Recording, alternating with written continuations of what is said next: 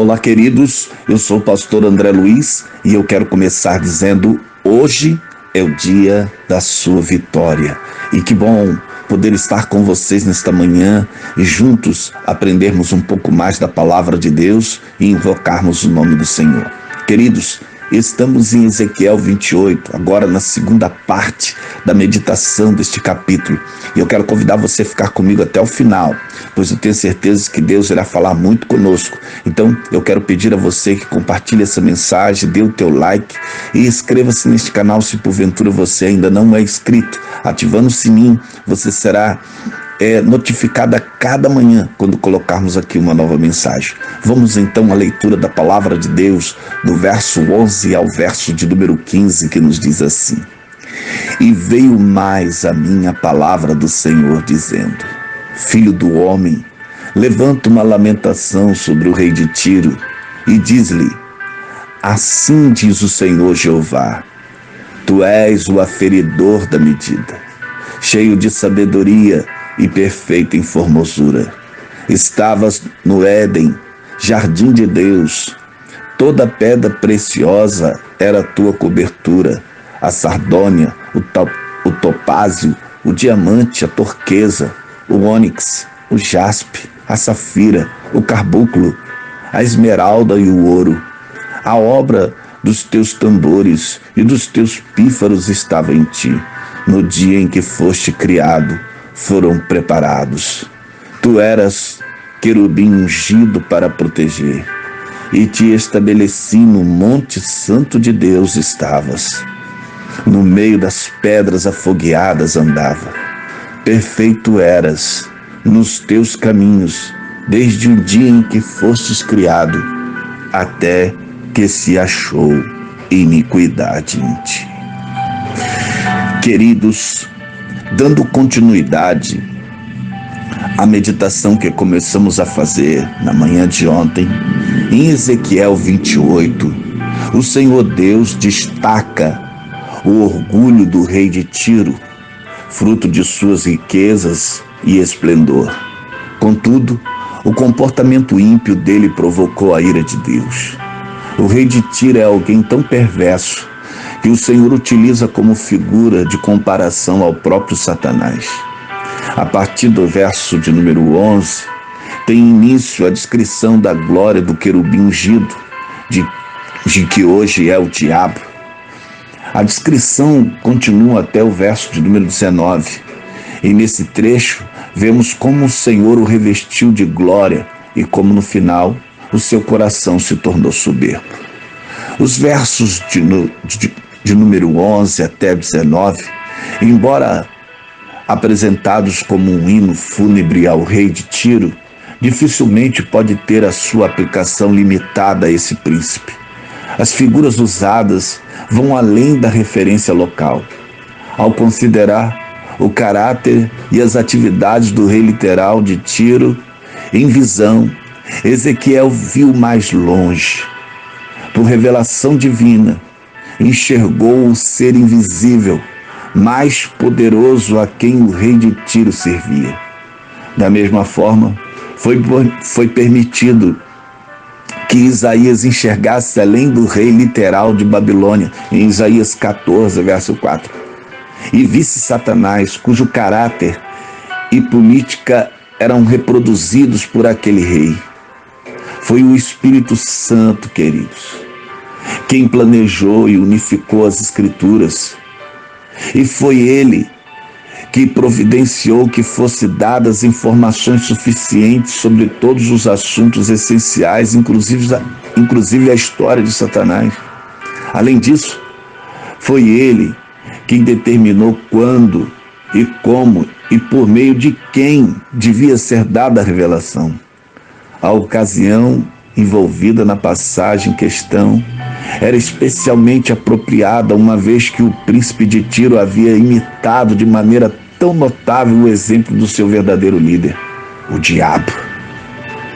A ideia aqui, segundo os estudiosos, é que a nação de Tiro, juntamente com todas as nações pagãs, eram controladas pelos princípios deste grande líder rebelde, E a influência dele na história dessas nações precisa ser devidamente exposta, queridos. Então, vem comigo. A linguagem aqui não é mais aplicável a um governo terreno. O foco muda para um reino cósmico, enfatizando o ser sobrenatural por trás das cenas, o mentor angélico de seu representante humano no trono terrestre. Esta mensagem descreve a origem cósmica do pecado e da rebelião contra Deus. E a gente pode ver isso nos versos 15 até o 17, que é paralelo a Isaías 14, do 12 ao 14, onde um ser sobrenatural responsável pelo mal é chamado de estrela da manhã, filha da alva, ou comumente também chamado de Lúcifer. É Apocalipse capítulo 12, onde aqui ele já é, após a sua queda, é chamado de Satanás, o diabo. E esta sessão central é culminante no livro de Ezequiel e é arranjada de um padrão simétrico e quiástico. Em outras palavras, pode ser dividido e também cruzado essas informações. Então vamos a ela. Primeiro, condição antes da expulsão. E a gente pode ver o verso 12 até o 13. Querubim da guarda ungido. Verso 14 diz: te estabeleci no monte santo de Deus, no brilho das pedras andava, perfeito era nos teus caminhos, se achou iniquidade em você, pecaste. A partir do verso de número 15, então começa uma outra descrição. Em meio ao brilho das pedras, fora do monte de Deus, te farei perecer. Querubim da guarda, condição após a expulsão. Nós vamos ver o que acontece com esse ser que tinha tudo isso. Primeiro, Deus diz que ele era perfeito, tu eras o selo da medida. A palavra traduzida como perfeição ocorre somente aqui em Ezequiel 28:12, em que é traduzida como modelo, que é o significado geral, é claro. Ele foi revestido de sabedoria, glória e beleza acima de todos os outros anjos. O verso de número 13 diz aonde ele estava. Ele estava no Éden. Não o Éden terreno, mas o jardim de Deus celestial, no santo monte, como diz no verso 14. O lugar da habitação de Deus.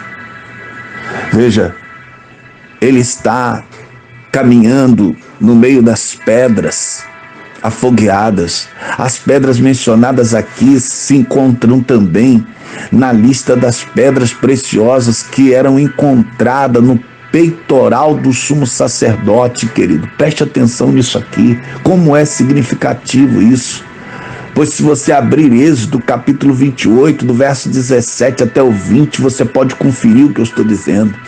A enumeração dessas várias joias enfatiza a exaltada posição deste anjo, o mais honrado no céu. Os ornamentos são a glória do sacerdote, a glória sacerdotal, querido. Essas pedras que estavam no peitoral do sacerdote aparecem aqui aonde ele caminhava. Mas veja, segue-se a descrição, e então a palavra de Deus diz que ele será ferido por se tratar de um ser criado. Ele era distintamente inferior ao pai e ao filho, em quem havia vida original e não emprestada, não derivada.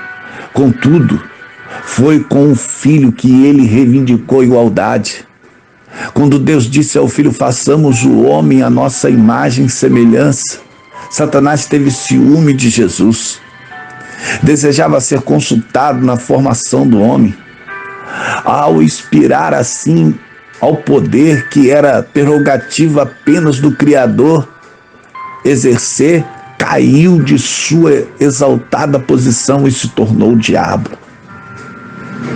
É incorreto, queridos, dizer que Deus criou o diabo. Deus criou um belo anjo, santo, imaculado, mas esse anjo fez-se de si mesmo o diabo. Ele era querubim da guarda ungido, um ser não humano, mas sobrenatural, um anjo que guardava o trono no lugar santíssimo do santuário. A posição original de Satanás é ilustrada pelos querubins que cobriam o propiciatório do templo hebraico, queridos. Ele, o querubim cobridor, estava à luz da presença divina e era o mais elevado de todos os seres criados. Na sua soberba, o rei de Tiro é semelhante àquele anjo que era revestido de glória, mas caiu até as profundezas por causa da sua soberba, e descreve bem a origem e a natureza de Satanás. Ah, queridos, veja o que diz o verso 14. No Monte Santo, o termo aqui apresenta a sede do governo de Deus, o próprio céu, que é figuramente representado como um monte. E prossegue dizendo, o verso de número 15, até que se achou iniquidade em ti, literalmente injustiça. Aparentemente este querubim abrigou no seu coração a falsa crença de que Deus era injusto. E então o verso de número 16 diz, no contexto cósmico, o sentido difamação se ajusta melhor. O querubim da guarda difamou a Deus ao acusá-lo de injustiça. A imagem é extraída do comércio de Tiro, mas a figura do rei de Tiro não se perde. A obra do diabo em disseminar a rebelião no céu é comparada ao comércio ganancioso, muitas vezes desonesto, de Tiro. A difamação cresceu a ponto de se tornar violenta rebelião contra Deus. Por isso aparece aqui que multiplicaste a violência. E então, o verso ainda de número 16 diz que ele pereceria, ou seria profanado, no sentido de expulsar ou de expeli-lo de lá. Ah, queridos, ele levou o seu coração, verso de número 16, o querubim se tornou orgulhoso de sua beleza e sabedoria, e corrompeste a tua sabedoria. O poder e a riqueza e a sabedoria perdem o seu valor quando se misturam com a soberba, queridos. Preste atenção nisso aqui. E como uma tomada elétrica é desligada da força, até mesmo um anjo ou que se desligue do contato amoroso de Deus nada mais faz com os seus poderes sobrenaturais senão arruinar os homens e decretar a sua própria e eterna destruição. Oh, queridos, a destruição de Satanás é ilustrada com uma figura da eliminação de Tiro, que aparece aqui no verso 18, e de seu rei pelo fogo. Na verdade, a aniquilação do instigador do mal será pelo fogo, que no último dia removerá todo vestígio de pecado e purificará a terra para a futura habitação dos justos. Então, queridos, se você tem essa esperança, purifique-se a si mesmo, assim como ele é puro, e ore comigo nesta manhã. Querido e eterno Deus, Senhor, tem misericórdia de nós, aceita nossa face e perdoa os nossos pecados, e que esta manhã, Senhor, venha sobre nós a tua bênção. Esta é a oração do teu servo, em nome de Jesus. Queridos, eu vou ficando por aqui, mas eu quero dizer a você, Deus abençoe a tua casa, Deus abençoe a tua família, Deus abençoe a tua vida, em nome de Jesus.